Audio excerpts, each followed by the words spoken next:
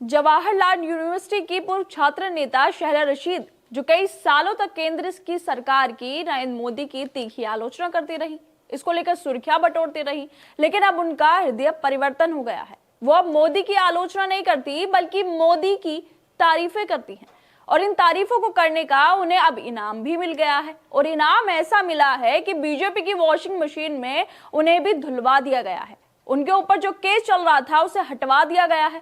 अब वो बिना दाग के पाक साफ हो गई हैं, क्योंकि बीजेपी में जो जाता है उसे वॉशिंग मशीन में जरूर धुल दिया जाता है और उस पर फिर कोई आरोप केस नहीं रहते हैं।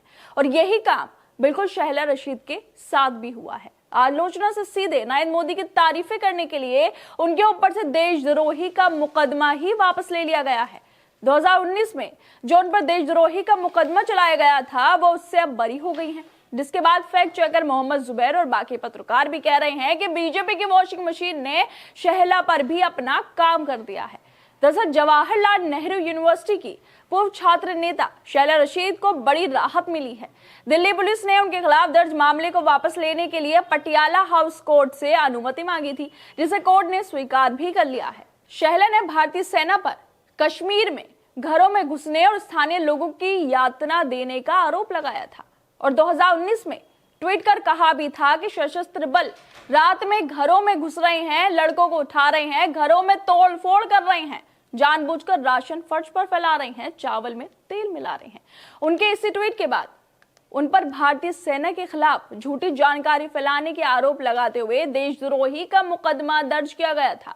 उनके खिलाफ जांच शुरू कर दी गई थी, लेकिन अब दिल्ली की पुलिस की पहल के बाद शहला रशीद को कानूनी कार्रवाई से राहत मिल गई है, क्योंकि दिल्ली पुलिस ने उनके खिलाफ मामला वापस लेने की प्रक्रिया शुरू कर दी थी। यह आदेश दिल्ली के उपराज्यपाल की मंजूरी के आधार पर दिया गया था, जिन्होंने एक स्क्रीनिंग कमेटी की सिफारिश पर यह निर्णय लिया था, और इसी निर्णय को अब कोर्ट ने मंजूरी भी दे दी है, क्योंकि 2019 के बाद शहला रशीद नरेंद्र मोदी की खूब आलोचना करती थी, उनकी नीतियों को लेकर उन्हें ट्रोल भी करती थी। लेकिन एक दिन अचानक से शहला का दिल बदल गया और वो नरेंद्र मोदी की तारीफें करने लगी। कई सालों तक केंद्र की नरेंद्र मोदी की सरकार की तीखी आलोचना करने के बाद शहला मोदी सरकार का, केंद्र सरकार का समर्थन करती दिखाई देने लगी। उनके इस रुख से कई लोगों को हैरानी भी हुई और कई सवाल भी उठे, और फिर एक बार उनको देशद्रोही के मुकदमे से आजादी मिलने के बाद सवाल उठाए जा रहे हैं।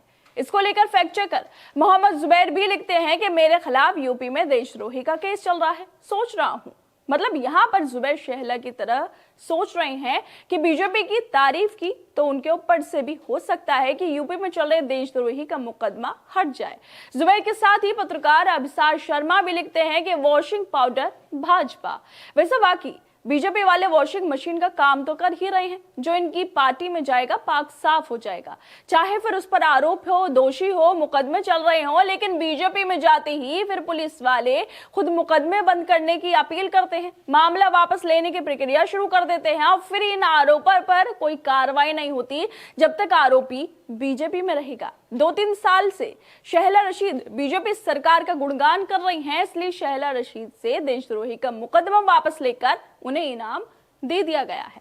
लेकिन इस इनाम के लिए शहला को मीडिया वालों के सामने बोलना पड़ा था कि आज पीएम नरेंद्र मोदी ने सारी व्यवस्थाओं को डिजिटल कर दिया है, कोई भी वहां पर आपके साथ भेदभाव करने के लिए बैठा हुआ नहीं है, सभी को बिना भेदभाव के इन योजनाओं का लाभ मिल रहा है।